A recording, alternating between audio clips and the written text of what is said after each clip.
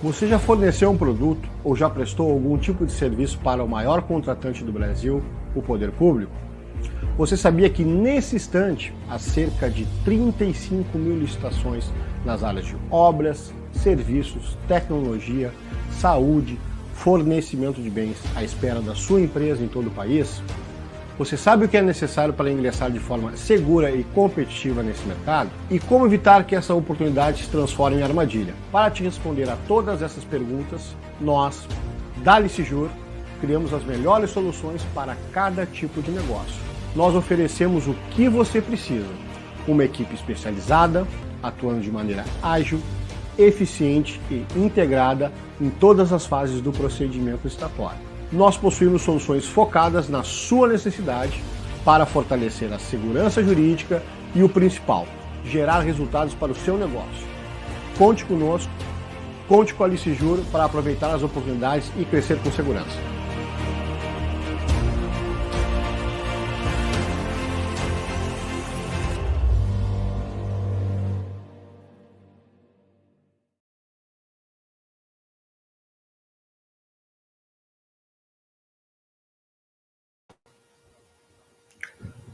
Boa noite a todos. É um prazer estar aqui com vocês essa noite para a gente falar de um tema de extrema importância, que é a nova Lei de Licitações e Contratos. Não poderia deixar de agradecer os mais de 100 inscritos, né, na nossa live de hoje, né, conforme eu havia falado e conforme foi divulgado, direcionado para vocês. A temática de hoje é as principais alterações da nova Lei de Licitações e Contratos Públicos, né? Recebo diariamente ligações desde a publicação da lei me questionando qual é a minha opinião, se eu achei uma lei boa, se efetivamente ela vai vingar e por aí vai, tá? Pessoal, essa é uma questão que vai depender muito especialmente da aplicabilidade dessa lei, tá? Porque o Brasil, como todos vocês bem sabem, é um país com muitas legislações, ocorre que muitas delas não se tem a aplicabilidade devida. Então, para responder essa pergunta, só o tempo. Outra questão importante, nós temos mais de 40 pontos a serem regulamentados na nova Lei de Licitações e Contratos, certo? Por que nós temos 40 pontos? Porque nós estamos diante da Lei Nacional de Licitações e Contratos Públicos, a qual tem 194 artigos e mais de 40 mil palavras. Então, ela é uma legislação que, ao longo desses 2 anos que nós temos aí de adaptação, ela vai necessitar do seu devido amadurecimento. E, inclusive, existem pontos, pessoal, que efetivamente estão sendo discutidos ainda no Senado, que são potenciais vetos a serem enfrentados, né? Questões relativas à publicidade, tem vetos que estão sendo discutidos com relação à questão dos serviços técnicos de engenharia, principalmente a aplicação da tipificação de técnica e preço. E existem questões também sendo discutidas com relação à questão dos valores da dotação orçamentária, entre outras questões, certo? Então, a gente está dando hoje o pontapé inicial, certo?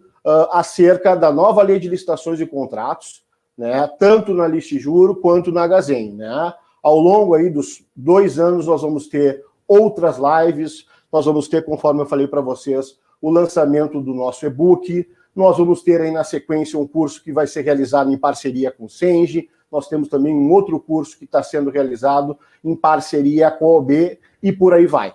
Certo, pessoal? Então, novamente, agradeço a presença de todos vocês e vamos dar o pontapé inicial aí na nossa live, certo?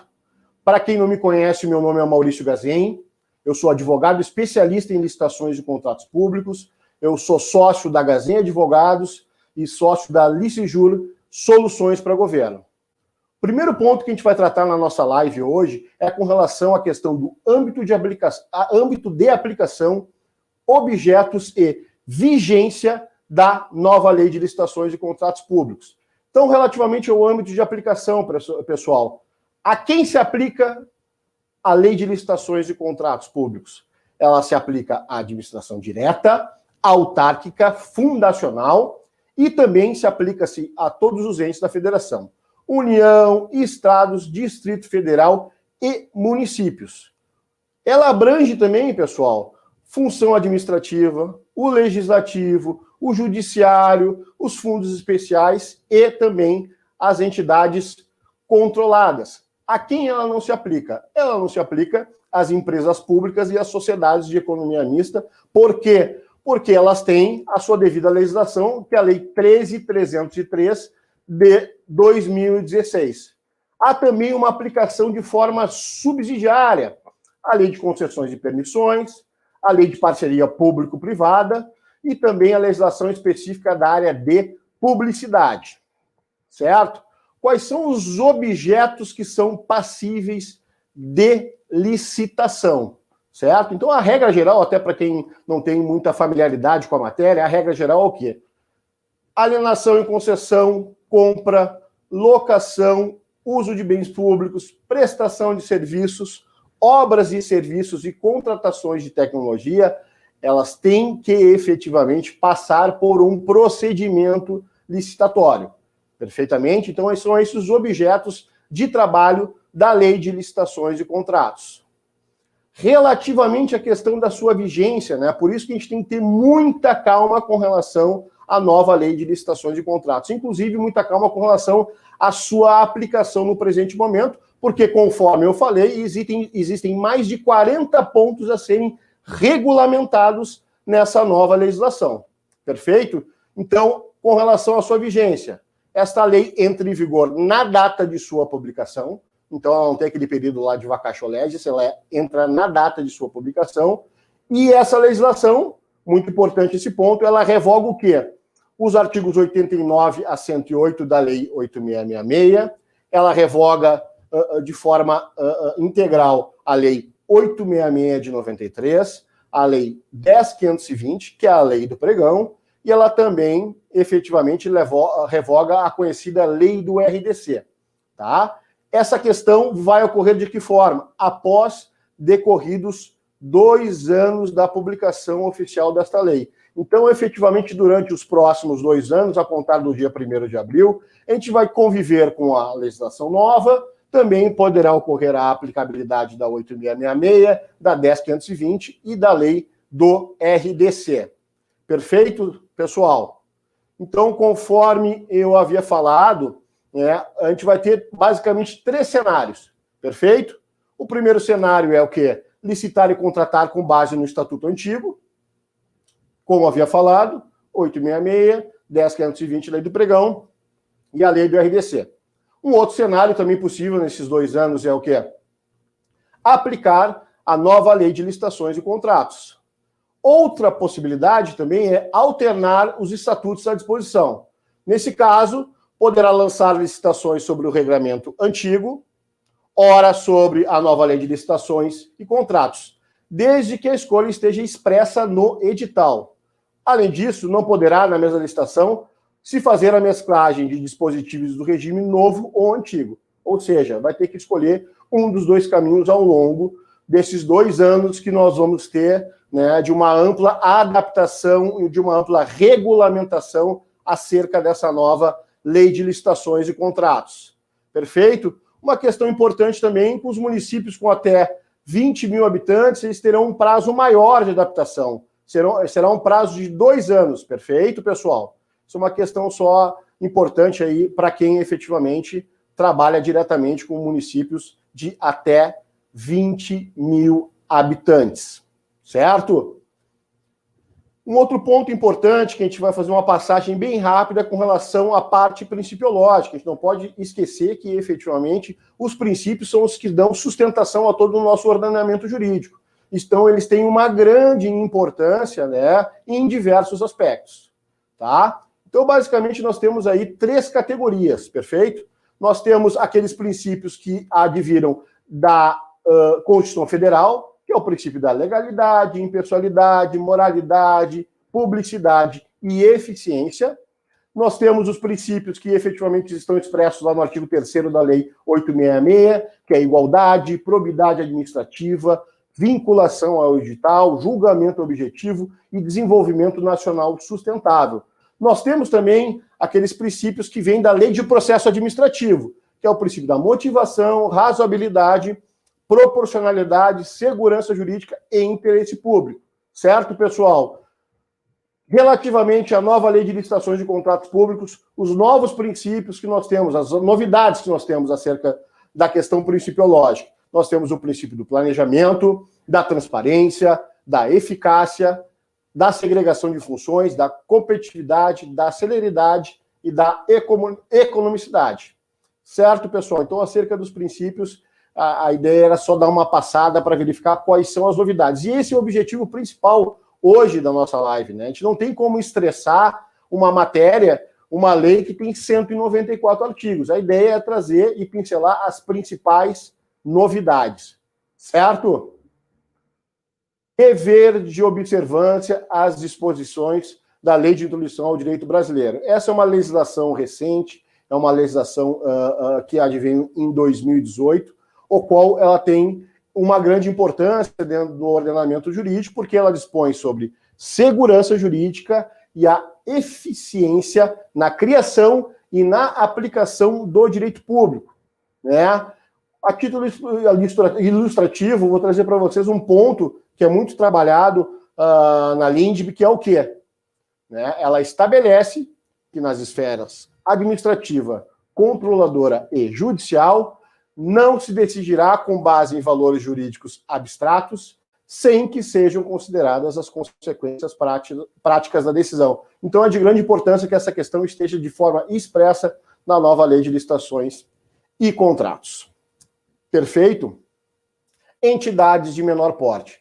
Muito se discute até hoje com relação à questão dos benefícios da Lei Complementar 123, né, que são os benefícios que são dados nos procedimentos licitatórios às microempresas e empresas de pequeno porte, né, que basicamente são aquelas benesses, digamos assim, com relação à questão do empate ficto, com relação à possibilidade de apresentar uma certidão de regularidade vencida e ter prazo ao longo do procedimento licitatório para regularizar essa situação, e também há muita discussão com relação ao fato de, muitas vezes, né, uma microempresa recém-criada participar de um procedimento licitatório de milhões de reais e acabar efetivamente ganhando esse procedimento licitatório e muitas vezes não tendo condições de executar.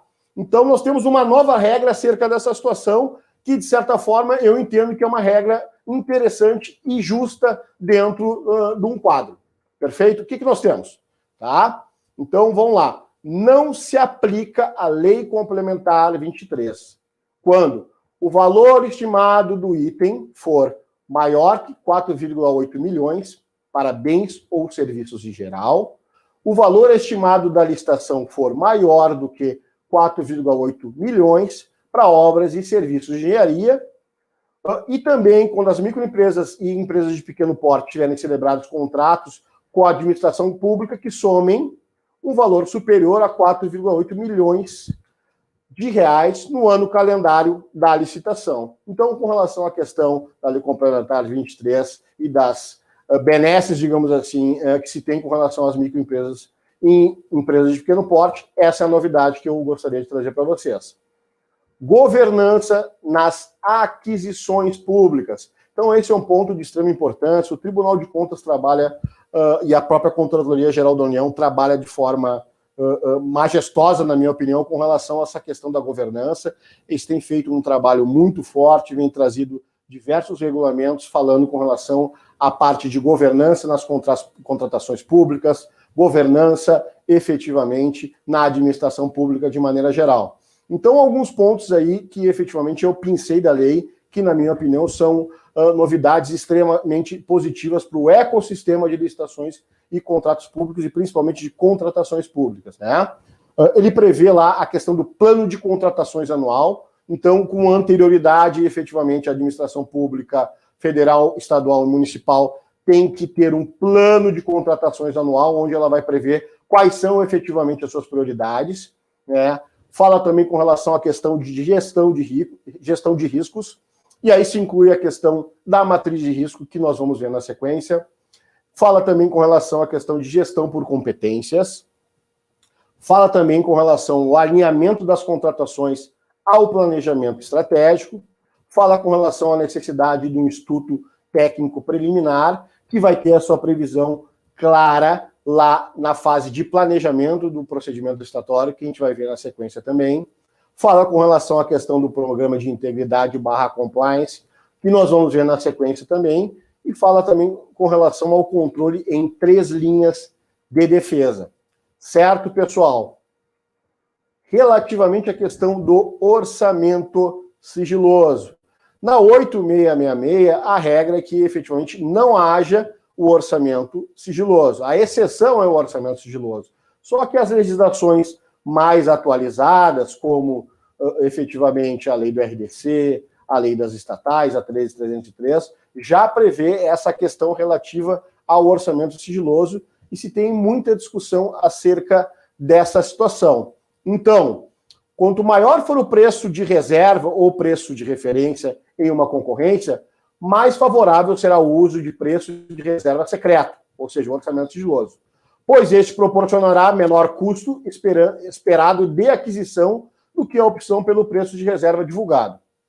Considerando que as estimativas de preços de reservas efetuadas pelo governo por conservadorismo e ou conhecimento parcial dos mercados são geralmente mais elevadas, é recomendada, a princípio, a utilização do preço de reserva secreto, principalmente em certames de reduzida concorrência. Então, na sua grande maioria, né, os procedimentos que vão ocorrer através da nova lei de licitações e contratos, a parte de orçamentação, o preço orçado, o preço referencial, efetivamente não vai constar. Obviamente que a administração pública, principalmente quando a gente vai falar de obras e serviços de engenharia, ela tem que trazer todo um planejamento e referenciais para que a empresa tenha condições mínimas de efetivamente fazer, né, a sua oferta de preço.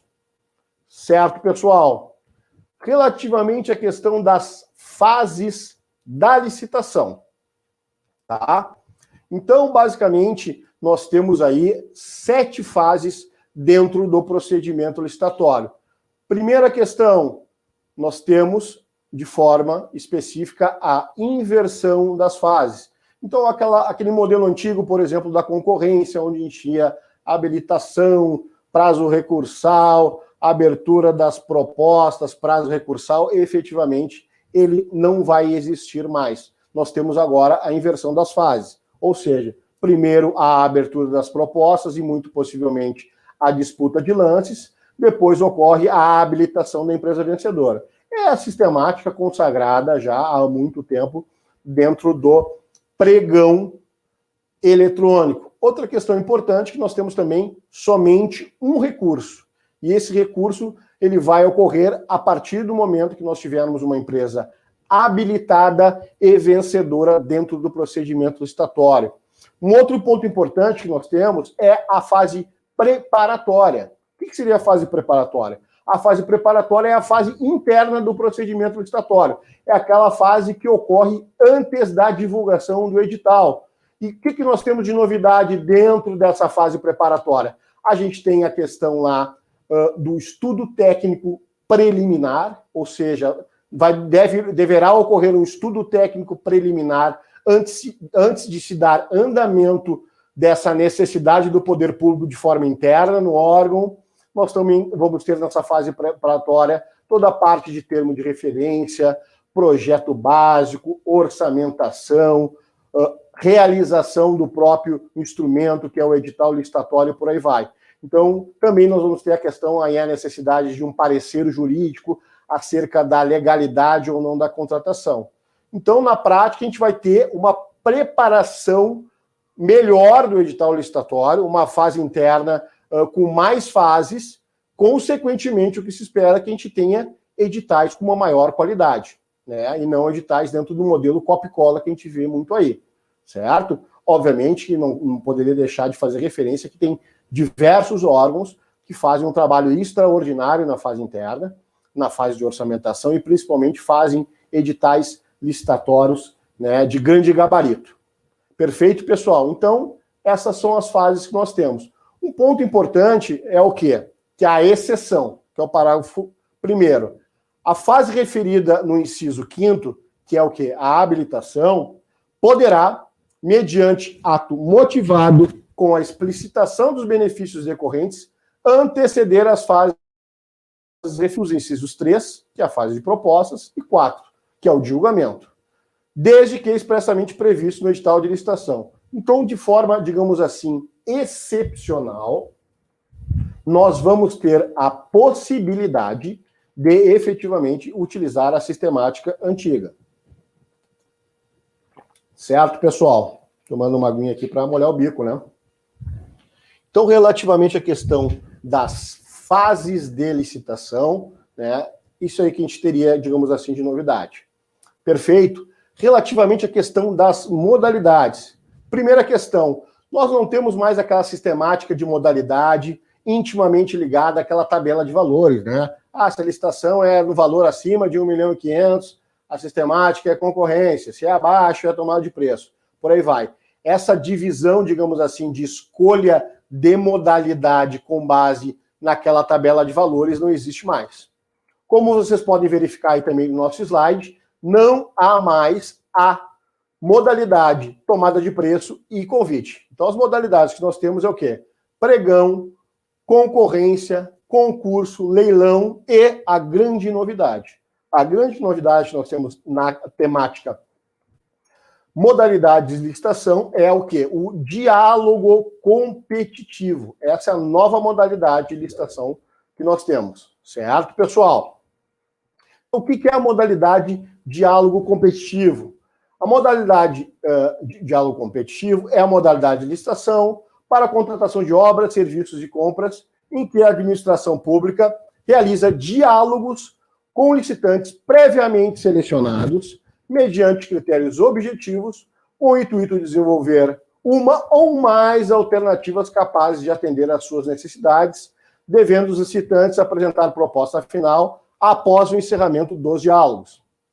É restrita a contratações em que a administração vise a contratar objeto que envolva as seguintes condições: inovação tecnológica ou técnica, impossibilidade de o órgão ou entidade ter a sua necessidade satisfeita sem a adaptação de soluções disponíveis no mercado e impossibilidade de as especificações técnicas serem definidas com precisão suficiente pela administração. Essa modalidade ela é advinda do direito comparado, certo?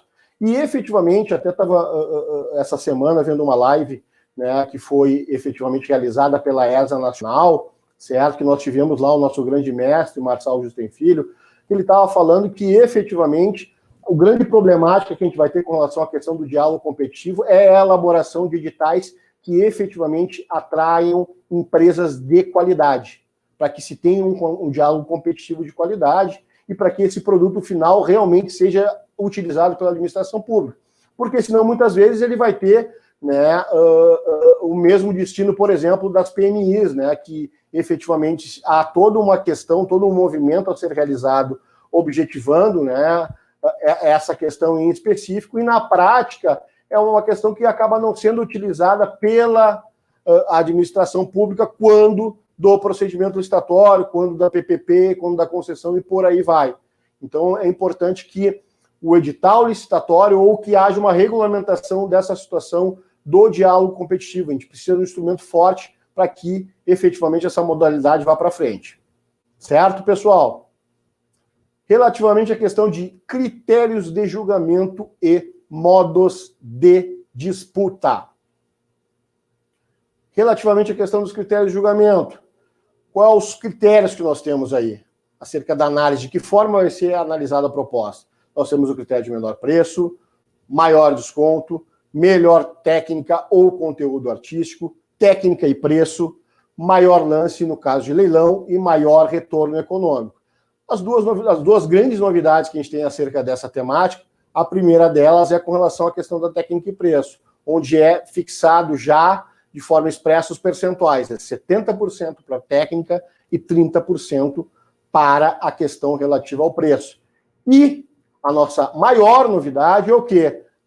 O julgamento de propostas através do critério de maior retorno econômico que vai ser utilizado nos contratos de eficiência que nós vamos ver na sequência, tá? Então, o que se entende com relação à questão do maior retorno econômico, tá? Trata-se, nos termos do artigo 39, do critério de julgamento utilizado exclusivamente em licitações que tenham por objetivo a celebração do chamado, como eu havia falado, contrato de eficiência. Em termos práticos, o retorno econômico será o resultado da economia que se destina a gerar com a execução da proposta de trabalho, deduzida a proposta de preços.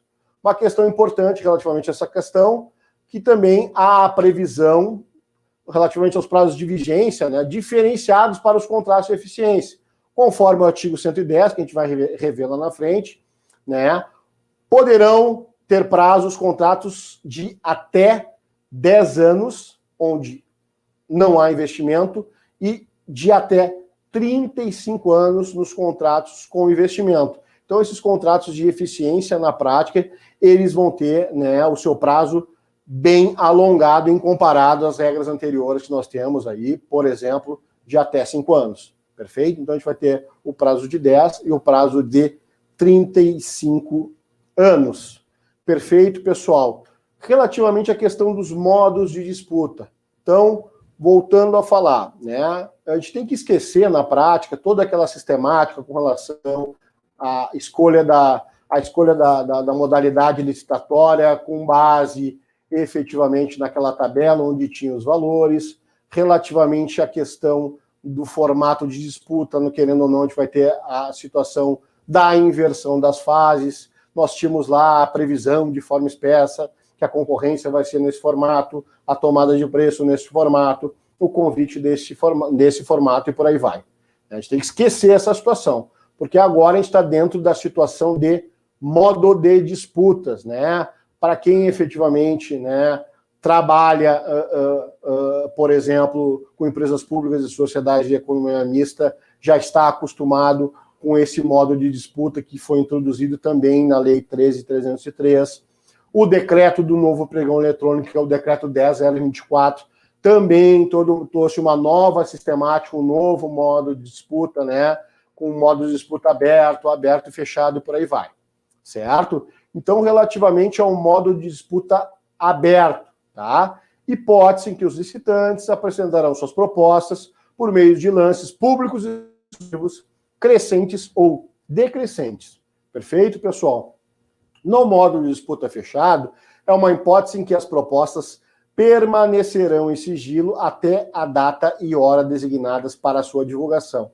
Obviamente, como vocês devem estar já acompanhando o movimento há bastante tempo, né, vai se dar sempre, efetivamente, né, preferência à adoção do formato eletrônico do procedimento licitatório. E também poderá se fazer, digamos assim, um modo de disputa conjugado com uma fase aberta e, consequentemente, no segundo momento, de uma fase fechada, mas, em regra, dentro de um sistema de compras públicas. Tá?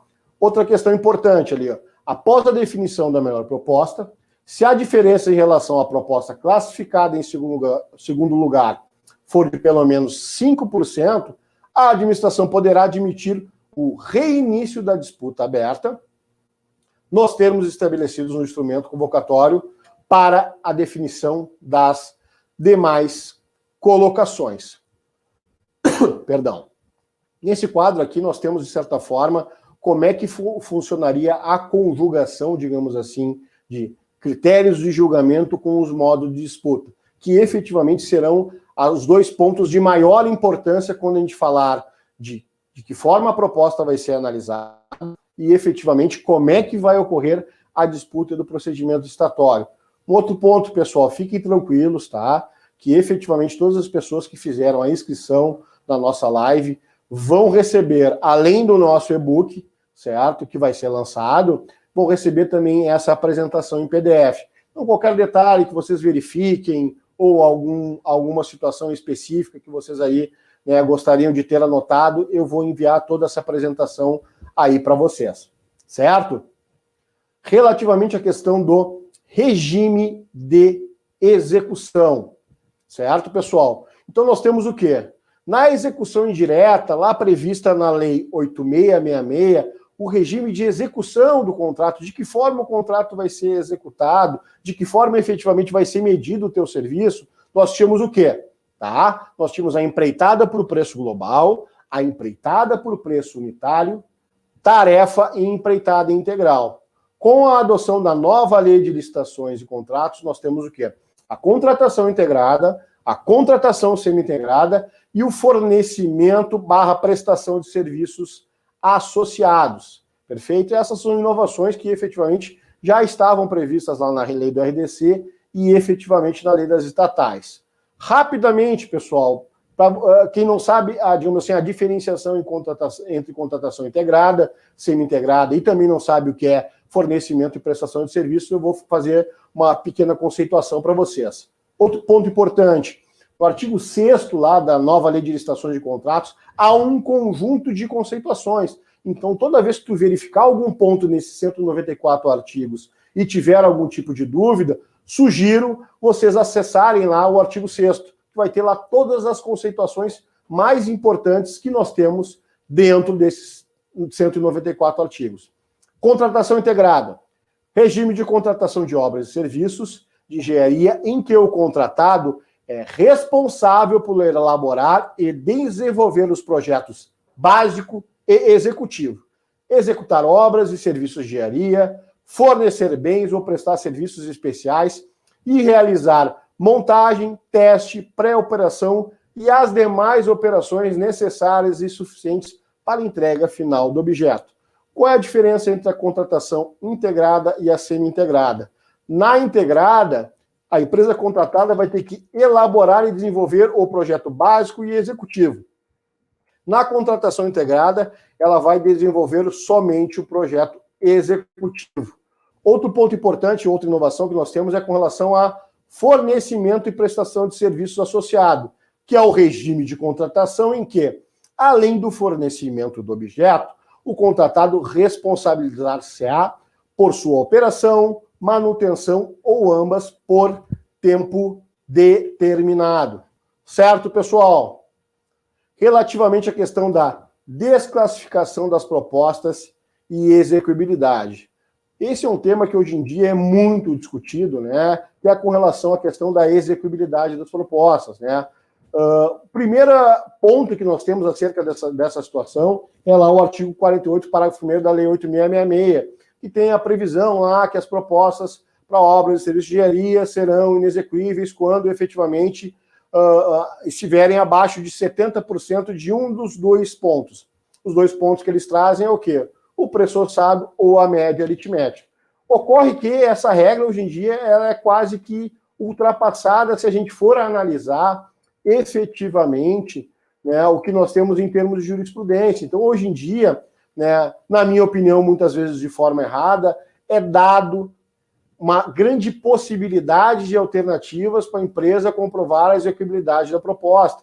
Em determinados mercados, como o mercado de serviços de engenharia, por exemplo, a questão dos descontos que estão sendo dados são de forma extremamente exacerbada, que, consequentemente, acaba acarretando um projeto, né, na minha concepção, em muitas situações, mal feito, porque não tem como a administração pública orçar, né, o preço em 100 e, efetivamente, a empresa ganhar a licitação com 75% de desconto, vai lá o órgão, dá a possibilidade dessa empresa efetivamente comprovar a execuibilidade, ele efetivamente faz uma justificativa mal feita, na minha concepção, essa justificativa é aceita e essa empresa é contratada. Então a gente tem que ter muito cuidado com relação a essa questão da execuibilidade. Não só da execuibilidade, tem se dado em muitos casos possibilidades e mais possibilidades da empresa corrigir a sua proposta. Né? Cadê o formalismo do procedimento licitatório? Né? Essa é uma regra que efetivamente, além da regra do formalismo, mas a da isonomia, ela tem que ser respeitada. Certo? Então, o que essa legislação traz com relação à questão da desclassificação de propostas e principalmente questão de vícios insanáveis? O que é vício insanável? Não obedecerem às especificações técnicas pormenorizadas no edital. Apresentarem preços inexequíveis ou permanecerem acima do orçamento estimado para a contratação. Não tiverem a sua execuibilidade mostrada quando exigido pela administração, apresentarem desconformidade com quaisquer outras exigências do edital, desde que efetivamente insanável. Relativamente à questão da execuibilidade, se traz um marco importante, mas vai depender da sua aplicabilidade, certo? Então, as novidades em relação à legislação anterior se dão nos elementos e critérios de análise da execuibilidade e inexecuibilidade das propostas. O que fala o parágrafo 4º do artigo 59? Ele estabelece que, no caso de obras e serviços de engenharia, serão consideradas inexequíveis as propostas cujos valores forem inferiores a 75% do valor orçado pela administração. Então, efetivamente, a gente tem um parâmetro muito melhor de análise da execuibilidade, porque não é com base na média aritmética, certo? Além disso, a nova lei passa a exigir garantia adicional do licitante, quando a sua proposta for inferior a 85% do estimado para a contratação, em valor equivalente à diferença entre o orçado pela administração e a proposta formulada. Então, querendo ou não, nós temos um novo parâmetro acerca dessa situação. Mas nós não podemos esquecer que, além da questão desse parâmetro, sempre vai ser dada a possibilidade, conforme a jurisprudência consagrada do Tribunal de Contas da União, da empresa efetivamente apresentar justificativos com relação à execuibilidade da sua proposta. Então, a gente vai ter que verificar como essa situação, na prática, vai funcionar. Questão de desempate. Essa é uma questão de extrema importância, porque, na minha opinião, nós temos novos critérios de desempate que as empresas, desde então, vão ter que efetivamente se prepararem para, quando estiverem diante de uma situação de desempate, elas terem uma vantagem competitiva perante o seu concorrente. Por quê? Vamos lá. O que a lei fala? Após atendido o disposto no Estatuto Nacional da Microempresa e Pequeno Porte, não podemos esquecer que nós temos a questão lá, após, por exemplo, a fase de lances, o primeiro critério que tem que ser analisado é o quê? O critério da Lei Complementar 123. Num segundo momento, em caso de empate, a gente adota os critérios que nós vamos verificar agora. Então, quais são a ordem de critérios de desempate? Perfeito? Primeiro critério de desempate que nós temos: disputa final. Hipótese em que os licitantes empatados poderão apresentar nova proposta em ato contínuo à classificação. Segundo critério que nós temos de desempate: avaliação do desempenho contratual prévio dos licitantes, para a qual deverão preferencialmente ser utilizados os registros cadastrais para efeito de atesto de cumprimento de obrigações previstos nessa lei. Então, é importante, a gente vai ver ao final da nossa apresentação, nós vamos ter o Portal Nacional de Contratações Públicas. Nesse Portal Nacional vai ter todas as informações com relação ao licitante, vai ter todas as divulgações de editais, os principais atos vão ter que ser divulgados, os contratos vão ter que ser disponibilizados, lá vai ter o Cadastro Nacional das Empresas Inidôneas e por aí vai. Ou seja, a gente vai ter um grande banco de dados sobre a temática contratações públicas, certo? Tudo efetivamente tem que ser remetido ao Portal Nacional de Compras Públicas, né? E é um portal que efetivamente ele está em fase de regulamentação, certo? Então a gente vai ter muitas informações que hoje são espalhadas e muitas vezes em municípios são quase impossíveis de serem acessadas, elas vão estar dentro desse Portal Nacional de Contratações Públicas que a gente vai ver na sequência. Um outro ponto relativamente à questão do critério de desempate: desenvolvimento pelo licitante de ações de equidade entre homens e mulheres no ambiente de trabalho. Um outro critério de desempate, aí olha a grande importância da questão do compliance, né? Então, desenvolvimento pelo licitante de programa de integridade.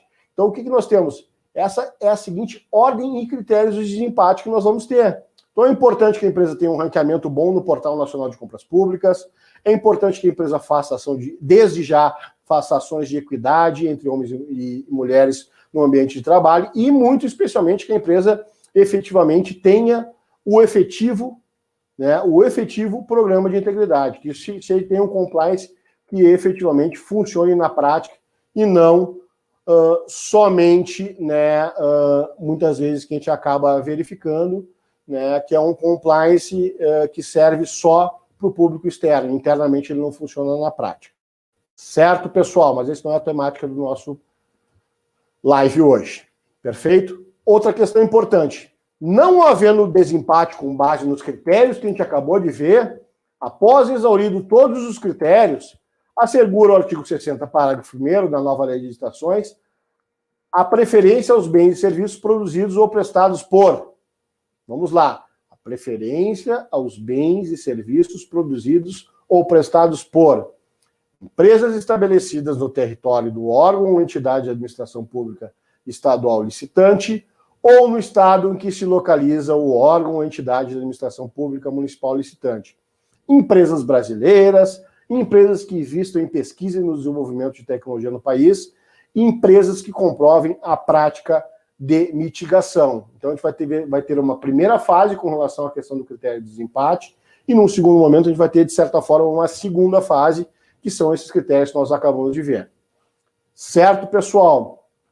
Relativamente à questão de contratação direta nada mais é que é a questão da dispensa e da inexigibilidade, certo? Na dispensa nós temos lá a questão dos incisos específicos que nós temos nessa nova lei de licitações, 16 incisos que tratam dos casos onde há dispensa de licitação, e no caso de inexigibilidade, como vocês bem sabem, é a impossibilidade de competição, tá? Então, o que nós temos aí relativamente a essa situação? O caput do artigo 74, nos termos da Lei 866, estabelece que é inexigível a licitação quando inviável a competição.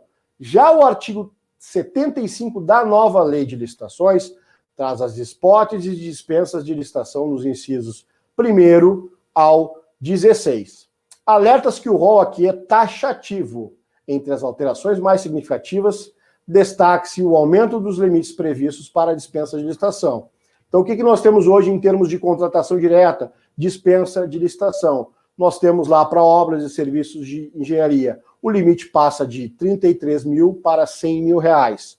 No que tange a outros serviços de compras, o serviço passa de 17.600 para 50 mil reais. Relativamente à questão da inexigibilidade, cumpre salientar que ela traz algumas questões importantes lá com relação à questão de notória especialização. Perfeito, pessoal? Mas isso aí está tudo disposto na legislação e também para não ficar o conteúdo aí muito extenso para vocês. Tá? Questão relativa aos procedimentos auxiliares. Essa é uma novidade que nós temos aí, efetivamente, na nova Lei de Licitações e Contratos, certo?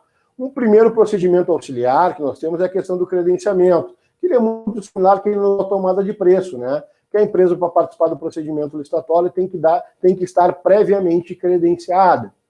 Um outro ponto importante que nós temos aí é a questão da pré-qualificação. Então, por exemplo, nós temos aqui exemplos como o Grupo Hospitalar Conceição, que eles fazem de forma muito bem realizada a pré-qualificação. Então, eles têm lá uma comissão específica que efetivamente faz a pré-qualificação dos licitantes e efetivamente faz a pré-qualificação, por exemplo, dos produtos que vão ser licitados.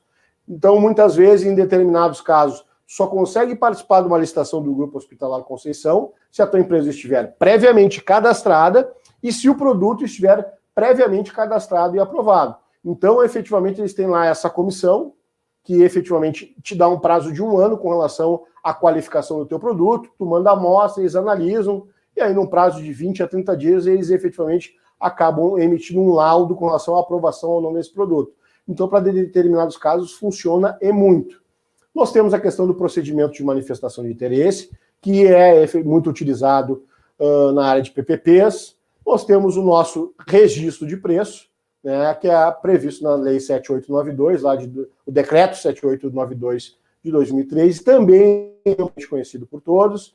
E agora nós temos a questão do registro cadastral, que vai ser criado lá dentro do nosso Portal Nacional de Compras Públicas, certo? Então vai ter um registro cadastral que efetivamente as empresas vão poder fazerem.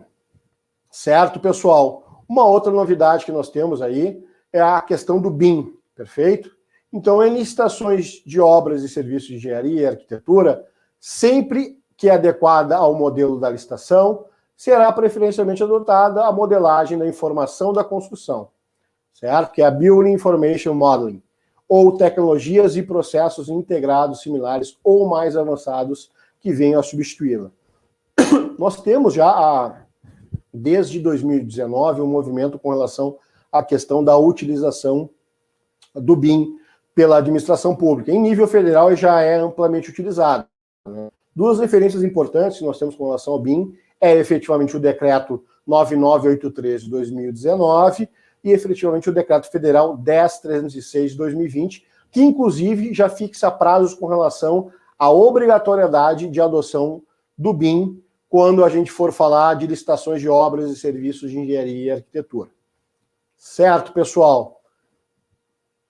Nosso segundo tópico agora é um tópico de extrema importância, então nós temos algumas situações que a gente vai tratar acerca dos contratos administrativos. A gente não pode esquecer que os contratos administrativos, quando a gente fala aí de contratos para com a administração pública, eles são contratos onerosos, são contratos adesivos, e na prática eles são contratos que acabam sendo, de certa forma, desiguais, porque a gente tem um conjunto de direitos para a administração pública e um conjunto de deveres efetivos para o contratado. Por quê? Porque, efetivamente, a gente está diante da supremacia do interesse público sobre o privado. Essa é a principal justificativa que se dá com relação a essa desigualdade contratual quando a gente for analisar direitos e deveres. Perfeito, pessoal? Então, a gente tem aqui, efetivamente, dentro dessa nova legislação, também as cláusulas exorbitantes. O que são cláusulas exorbitantes? São possibilidades que, efetivamente, a administração pública tem de modificação unilateral do contrato, extinção unilateral do contrato, fiscalização da execução, aplicação de sanções administrativas, ocupação provisória de bens móveis e imóveis. Certo, pessoal? Um outro ponto que a gente tem aqui é com relação à questão da garantia contratual. A gente se mantém com os 3 modelos de garantia que nós temos, perfeito? Que é o calção em dinheiro ou títulos da dívida pública, nós temos a questão do seguro-garantia e nós temos, efetivamente, a questão da fiança bancária. A grande novidade que nós temos acerca dessa questão da garantia contratual é com relação à questão dos percentuais, né? Então, nós temos ali uma variação de até 5 e até 10. Então, segundo a lei 14.133, em regra, a garantia poderá ser de até 5% do valor inicial do contrato. Fica autorizada, entretanto, a majoração desse percentual para até 10%, desde que justificada mediante a análise da complexidade técnica e dos riscos envolvidos. Nós temos também essa novidade que é com relação à garantia de até 30% do valor contratual. Nas contratações de obras e serviços de engenharia de grande porte, é acima de 200 milhões de reais, tá? Conforme prevê a legislação. Poderá ser exigida a prestação de garantia somente na modalidade seguro-garantia, com cláusula de retomada prevista no artigo 102 da nova lei, em percentual equivalente a até 30% do valor inicial do contrato. Certo, pessoal? Uma outra grande novidade que nós temos é a questão relativa à matriz de risco. O que fala a nova lei de licitações de contratos públicos? A matriz de risco é cláusula contratual definidora de riscos e de responsabilidades entre as partes e caracterizadora do equilíbrio econômico-financeiro inicial do contrato.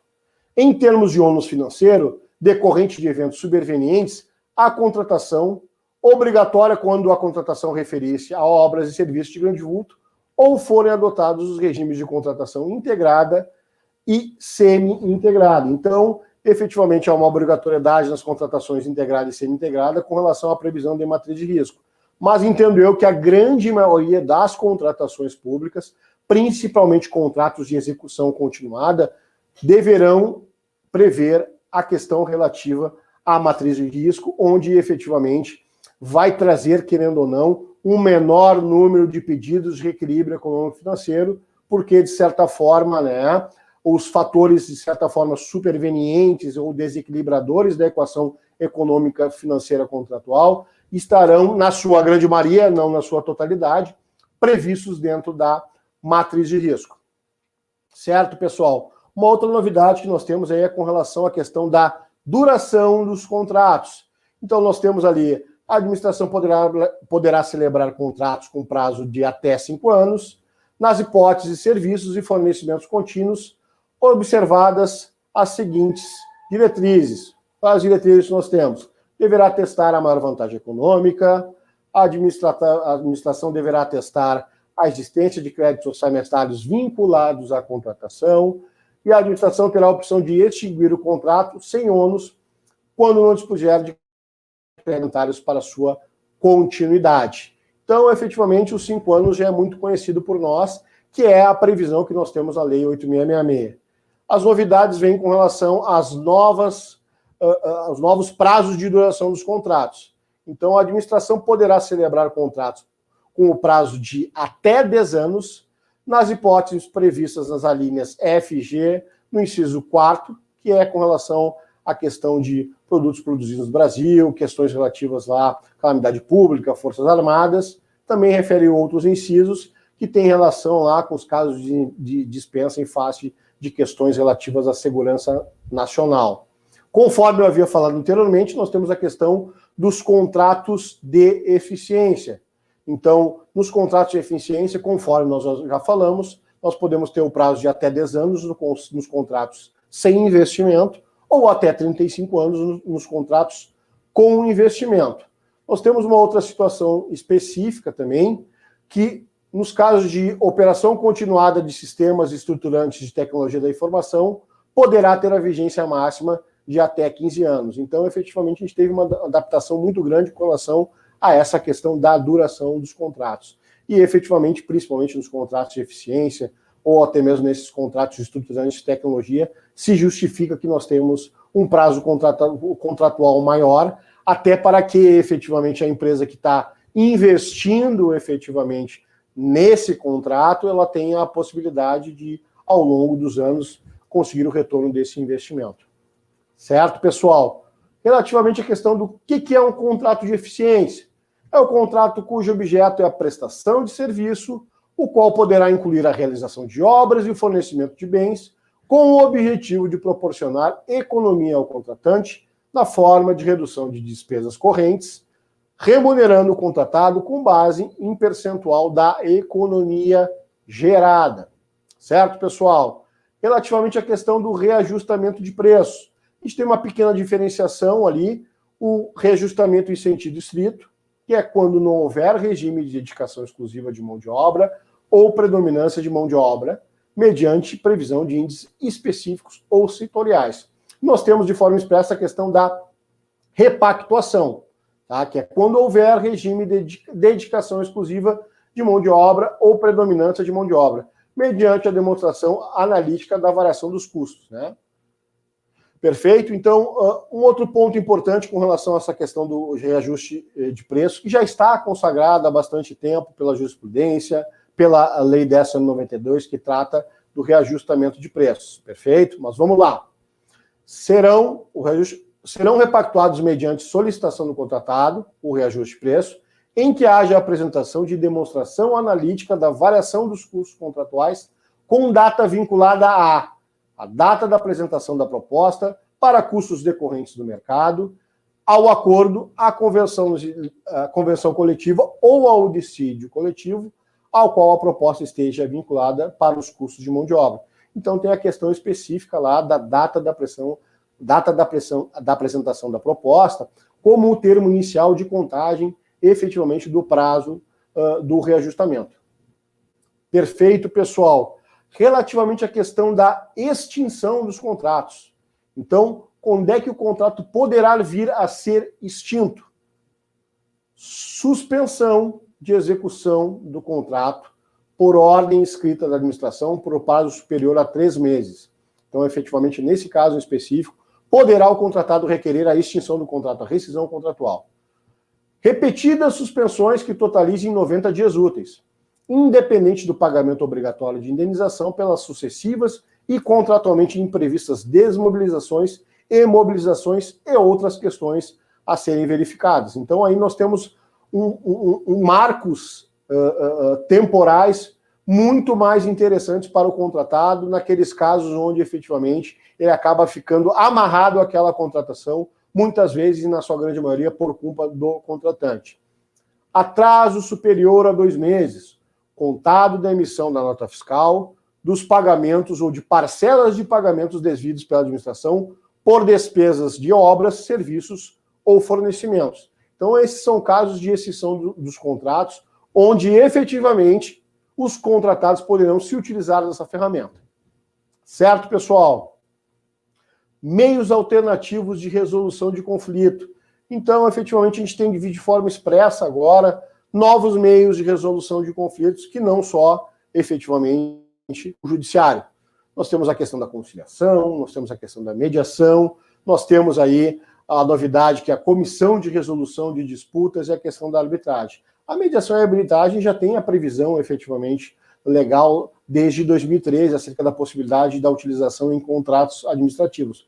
Mas, na prática, a gente acaba não vendo essa situação, né, mas é uma questão de extrema importância que ela esteja expressa e que passe a ser efetivamente utilizada, né, em alternativa ao Poder Judiciário, que efetivamente e atualmente, né, a morosidade é gigantesca.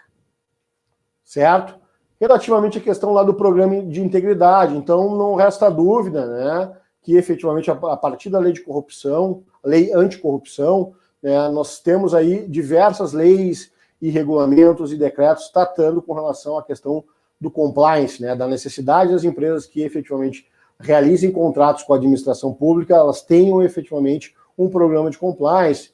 Diversos estados, como o Distrito Federal, Espírito Santo, Rio de Janeiro, o nosso próprio estado do Rio Grande do Sul tem a sua lei de corrupção, efetivamente ele tem também o seu decreto regulamentador com relação à questão do compliance. Nós temos aí também o nosso município de Porto Alegre caminhando nesse mesmo sentido, certo? Então, qual é a previsão que nós temos na nova lei de licitações com relação à questão do programa de integridade, que deverá também ser devidamente regulamentada, tá?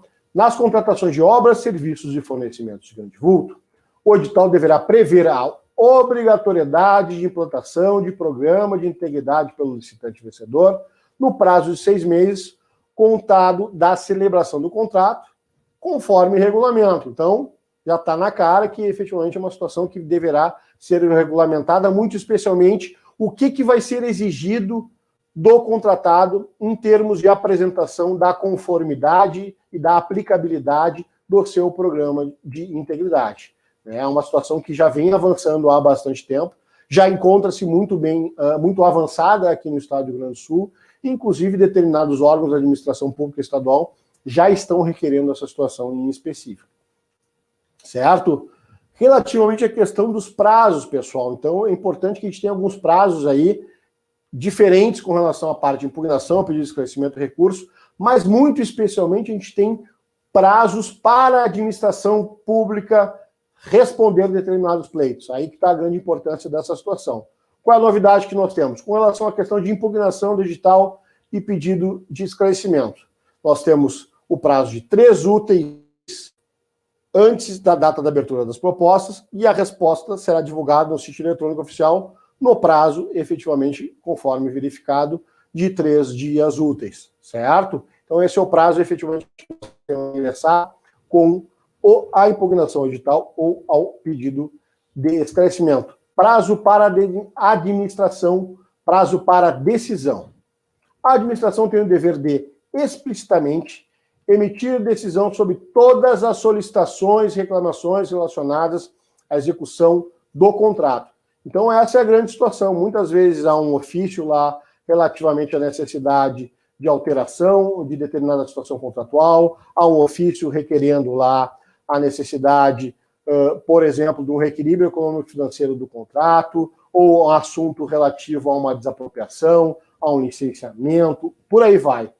Tem vários pleitos, várias necessidades que, ao longo da execução contratual, o contratado possui. E, muitas vezes, a administração pública fica 1, 2, 3, 4, 6 meses, 1 ano e não responde efetivamente a demanda que foi repassada a ela, que muitas vezes é condicionante para a correta e necessária execução contratual. Então, a administração terá o prazo de 1 mês para decidir admitida a prorrogação motivada por igual período. Se na prática vai funcionar, nós não sabemos, mas pelo menos nós temos a ferramenta. Certo? Prazo para pagamento. Após decorrido o prazo de 45 dias, contado da emissão da nota fiscal, em razão do atraso, haverá, conforme o caso, a atualização do débito vencido pelo quê? Pelo Índice Nacional de Preços ao Consumidor Amplo Especial, que é o IPCA-E, pelo Índice Nacional de Custos da Construção, que é o INCC, ou por índice que vier a substituí-lo, e incidirão juros de mora de 0,2%. A grande questão que nós temos relativamente a essa questão dos prazos de pagamento é que muitos órgãos fazem o represamento da emissão das notas fiscais. Então nós temos de forma clara lá que esse prazo de 45 dias ele é contado da emissão da nota fiscal. Agora, se efetivamente há o represamento por parte do órgão, como é que efetivamente vai se dar o start com relação à contagem desse prazo de 45 dias?